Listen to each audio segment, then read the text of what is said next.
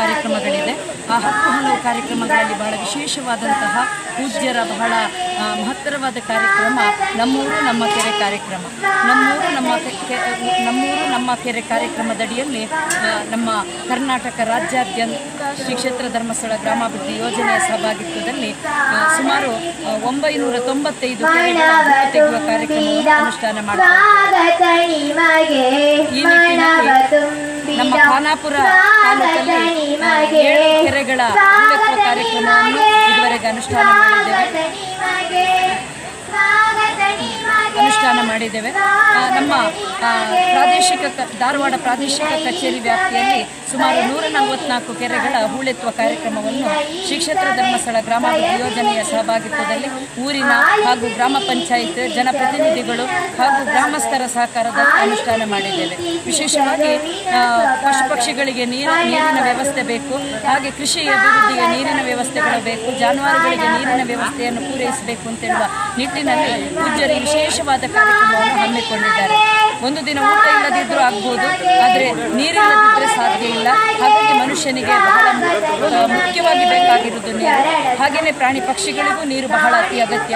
ಹಾಗಾಗಿ ನಾವು ಮುಂದಿನ ಪೀಳಿಗೆಗೆ ಆಸ್ತಿಯನ್ನು ಮಾಡಿಡುವ ಬದಲಿಗೆ ನೀರನ್ನು ಉಳಿಸುವಂಥದ್ದು ಬಹಳ ಪ್ರಾಮುಖ್ಯವಾದ ಅಂಶ ಅಂತ ಹೇಳುವ ನಿಟ್ಟಿನಲ್ಲಿ ಪೂಜ್ಯ ಡಾಕ್ಟರ್ ಡಿ ವೀರೇಂದ್ರ ಹೆಗ್ಗಡೆಯವರು ಇಂತಹ ಬಹಳ ಅತ್ಯುತ್ತಮವಾದ ಕಾರ್ಯಕ್ರಮವನ್ನು ಅನುಷ್ಠಾನ ಮಾಡ್ತಾ ಇದ್ದಾರೆ. ಆ ನಿಟ್ಟಿನಲ್ಲಿ ಇವತ್ತು ನಮ್ಮ ಖಾನಾಪುರದಲ್ಲಿ ಬಹಳ ಉತ್ತಮ ರೀತಿಯಲ್ಲಿ ಸಣ್ಣ ಕೆರೆ ಸುಮಾರು ಯೋಜನೆಯಿಂದ 2,90,000 ಮೊತ್ತ, ಹಾಗೆಯೇ ಹೂಳು ಮಾರಾಟ ಮಾಡಿ ಸಾಗಾಟ ಹಾಗೂ ಗ್ರಾಮಸ್ಥರ ಪಾಲು ಅಂತೇಳಿ 1,50,000 ಒಟ್ಟಿಗೆ ಕಾರ್ಯಕ್ರಮಗಳಿದೆ.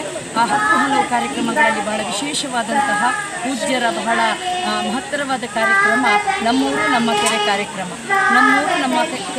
ನಮ್ಮೂರು ನಮ್ಮ ಕೆರೆ ಕಾರ್ಯಕ್ರಮದಡಿಯಲ್ಲಿ ನಮ್ಮ ಕರ್ನಾಟಕ ರಾಜ್ಯಾದ್ಯಂತ ಶ್ರೀ ಕ್ಷೇತ್ರ ಧರ್ಮಸ್ಥಳ ಗ್ರಾಮಾಭಿವೃದ್ಧಿ ಯೋಜನೆಯ ಸಹಭಾಗಿತ್ವದಲ್ಲಿ ಸುಮಾರು 995 ಕೆರೆಗಳ ಹುಟ್ಟು ತೆಗೆಯುವ ಕಾರ್ಯಕ್ರಮವನ್ನು ಅನುಷ್ಠಾನ ಮಾಡುತ್ತಾರೆ.